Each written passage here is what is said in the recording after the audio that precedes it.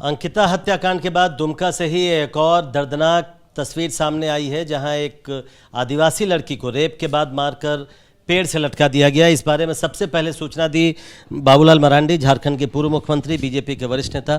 Sir, पूरा मामला क्या है? या आपने ट्वीट किया है इस पूरी घटना के बारे में? देखिए, पूरा मामला की तो और तहकीकात कर रहे हैं। जब हमें लोग भेजा कि बच्ची लटकी हुई है, तब हमने थोड़ी पता करने की कोशिश की। हमने एसपी से भी बात करने की कोशिश की, लेकिन एसपी से बात नहीं हो पाई अभी तक, क्योंकि शायद एसपी कहीं और रहे होंगे, टेलीफोन नहीं उठा पाया। लेकिन और भी हम अपने और जितना सोर्स है उस सोर्स से मैंने पता की, तो लोगों ने बताया कि वो बच्ची ट्राइबल बच्ची है, संथाल बच्ची है, और वो रानीश्वर ब्लॉक की रहने वाली है। और वो बच्ची शायद वो भी नाबालिग ही है बच्ची। जो उनका हमको आधार कार्ड लोगों ने भेजा है, उसमें डेट ऑफ बर्थ 2008 लिखा हुआ, 1/1/2008। तो उससे अगर आप जोड़ेंगे तो 14 साल ही होता है। तो समझ सकते हैं कि बच्ची बिल्कुल नाबालिग है। शायद तब भी वो शायद राजमिस्त्री के साथ वो काम करते थे, और लड़का कोई अरमान करके नाम करके लड़का है। वहीं पर ये लोग रहते थे, दुमका के एक मुफस्सिल थाना क्षेत्र में श्री आमड़ा है वहीं पर।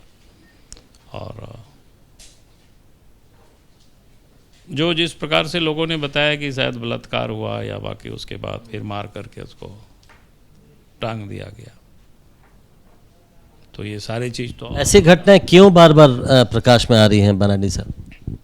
देखिए, प्रकाश में आने का एकमात्र कारण मैं समझता हूँ, जो मैं बार बार लोगों को कहता हूँ, जब प्रशासन को या शासन में बैठे हुए लोग पुलिस प्रशासन को खास करके टूल की तरह लोग जब यूज करते हो और फिर उन लोगों से वसूली कराते हो, तो जिस पुलिस का काम होता है अपराधियों को पकड़ना, अपराध पर काबू पाना, तो वो काम उनसे छूट जाता है, बाकी कामों में लग जाते हैं।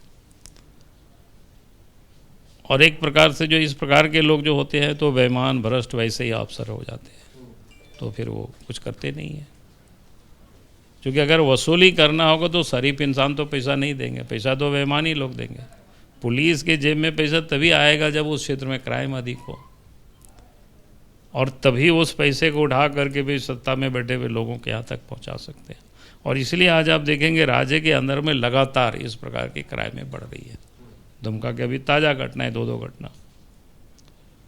फिर आप इस क्षेत्र में भी कई घटना, अभी यहाँ भी हम लोग गए हुए थे, क्या बोलते हैं, ये नरकोपी में गए हुए थे। मैंने पिछले दिनों एक बच्ची के साथ, वो भी 10th क्लास में बच्ची पढ़ती है, और वो दिन दहाड़े, जिसको कहते हैं 10 बजे दिन में,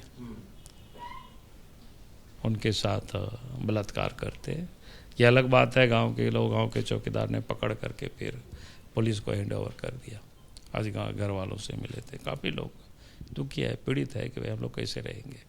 दुमका में जो दूसरा भी केस आया, आप लोग पहले वाले अंकिता वाले केस में आप लोगों ने मामला उठाया कि शाहरुख और बाकी लोगों के संबंध कैसे बांग्लादेश के आतंकी संगठन से जुड़े हैं, कट्टरपंथी संगठनों से जुड़े हैं। लव जिहाद का मामला उठाया, इसमें भी जो मारने वाला है वो एक पर्टिकुलर समुदाय से ही है। क्या आपको फिर उसी की आशंका नज़र आती है?